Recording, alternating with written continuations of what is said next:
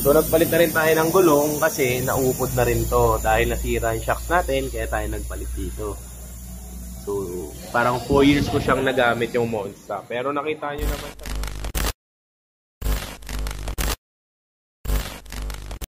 Kaya nandito ako ngayon kay Dr. Joe. So may pasong buhaya lang to. So kasi June na to si Monster. 4 years na to sa akin. Ayan, 2020 pa nga Quarter 1, 2020. Tapos, Light Track 285 7017 Monster Terrain Gripper. Ito yung mga uso nun. Nung lockdown kasi ito yung nabili ko kay Megabats, no? So, ganito nangyari sa kanya from 4 years ko.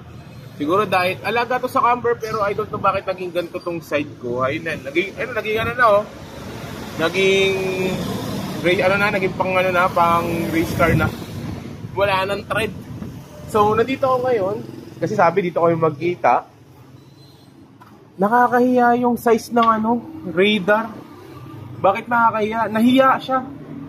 Kasi ito 265 lang to Di ba kuya 265 lang. Saan ba? Ito.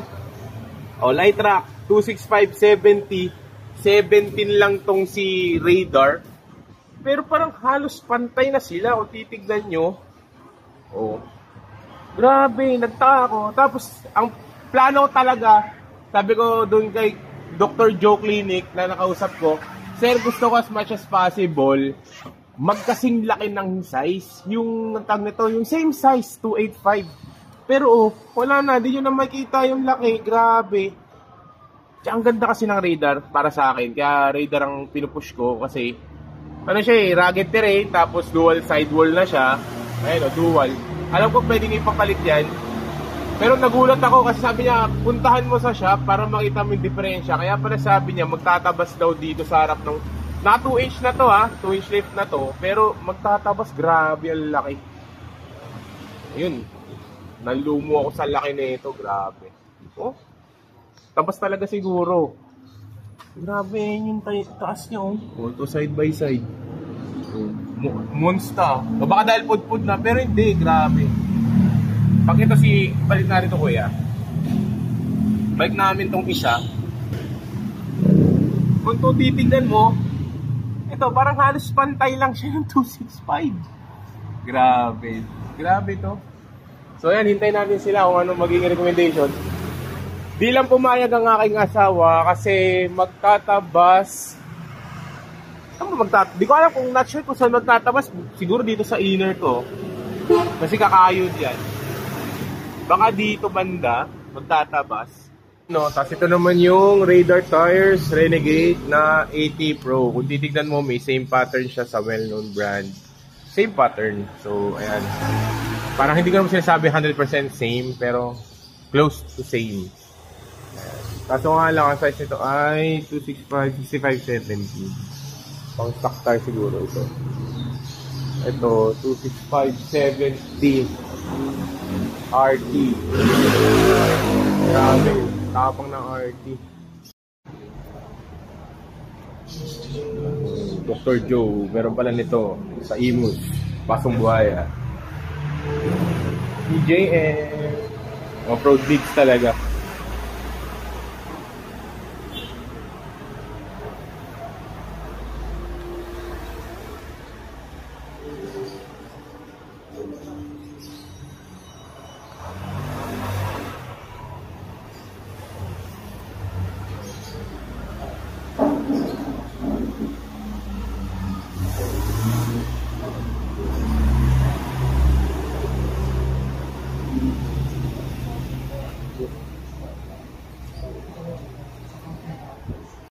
Yun, on the way na tayo ngayon, So, may video ko dito na ilalagay na regarding sa aking shocks, Na nabili ko magti 3 years ago. Okay, nabili ko to kay Korean Off-Road, pero yun nga lang sa hindi nasang pangyayari is nag-close na yung shop. And then yung Ironman na shocks na binili ko na foam cell ay syempre nag-leak siya pero hindi pa siya warranty. Pero nag-ask ako doon sa shop na binilhan ko kung pwede pa bang mapa-warranty. So pwede daw. And it turns out na medyo mahirap na, So, ayan, darating na tayo dito. So, turns out na ang hirap na nilang kausap kasi nga syempre baka na close na ganyan. Tapos coordinate kay Ironman Philippines, then apparently hindi nila ako tinanggap, no?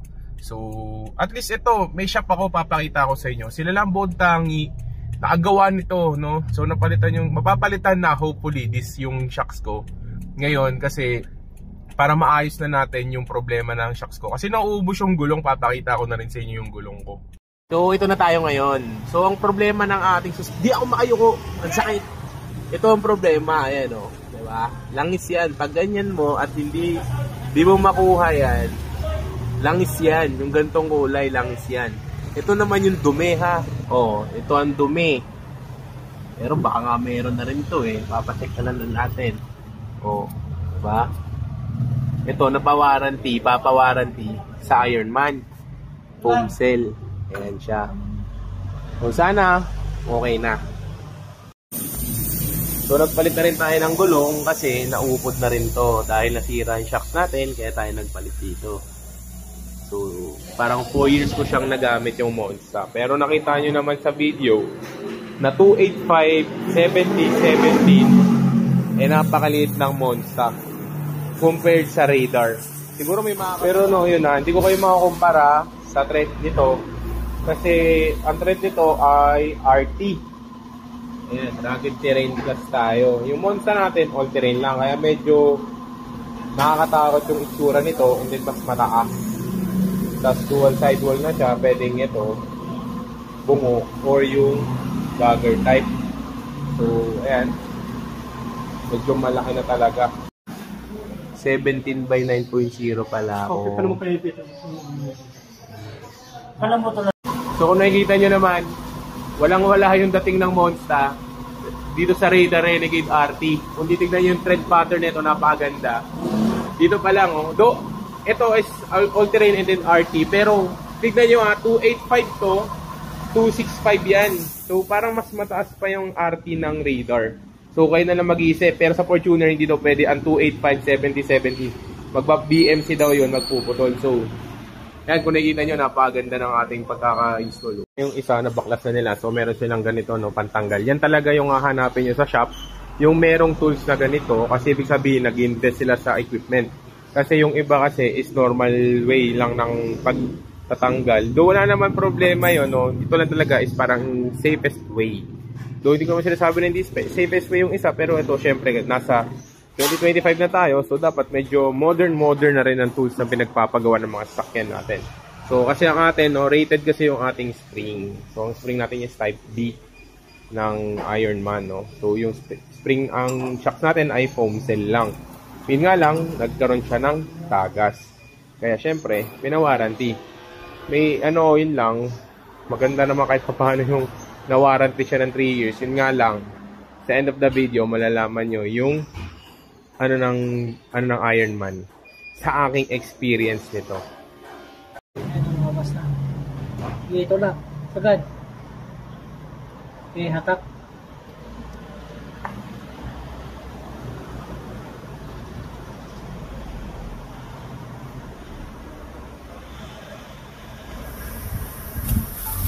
Ito na yung foam cell, no? Brand new.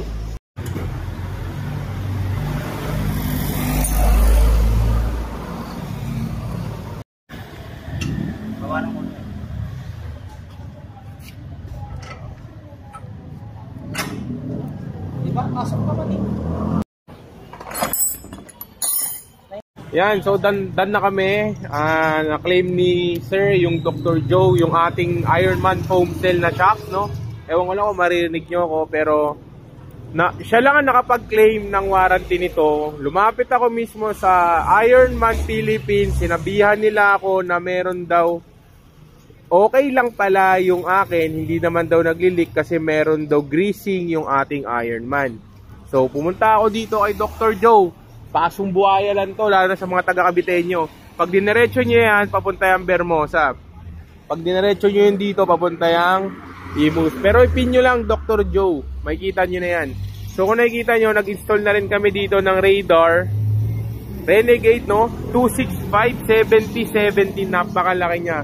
Hindi ka pwedeng mag 285, 70, 17 sa Fortuner kahit 2 inches tip ka dahil kailangan mo mag body mount shock. So ako hindi ako pumayag doon kaya nauwi ako sa 265, 70, 17. Pero alam mo nyo ba si Dr. Joe dito, yan si Sir, ayan si Dr. Zoom in natin.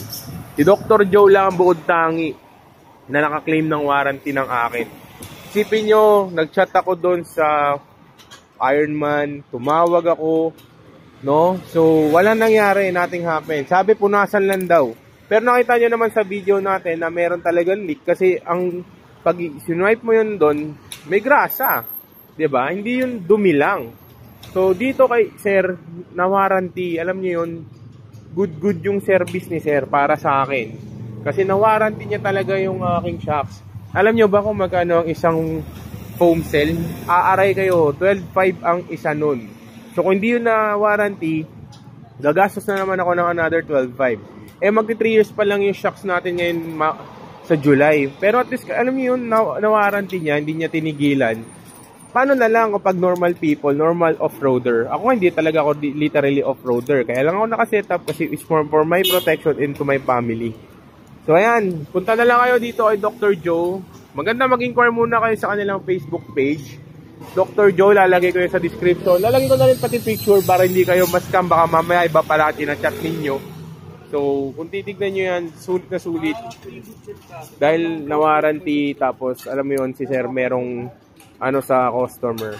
Meron siyang tinuturuan niya yung customer, ginaguide ka niya, something. Ayun nga, sinabi niya pa sa akin na yung Ironman coils ko na type B hindi daw dapat kasi daw kay type A lang kasi hindi naman daw sobrang bigat ng FCC natin.